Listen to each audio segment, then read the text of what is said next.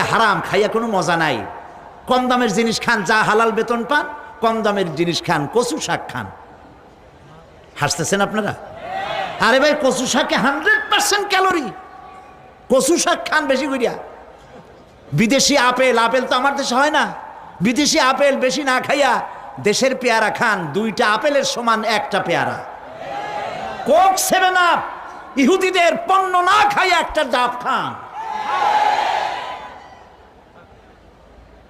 আর বড় সাইজের পাঙ্গাস না খাইয়া চেলা, পুটি, মলা, ডলা, কাসকি, তারপর লোট্টা, জি, এগুলো খান।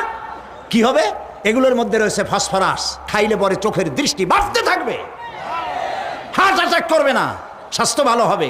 স্বাস্থ্য ভালো হওয়ার অর্থ পেটটা বিশাল আকারে হওয়া না, পেটটা ছোট হওয়া, সিনাটা চওড়া হওয়া, এইটার নাম স্বাস্থ্য ভালো।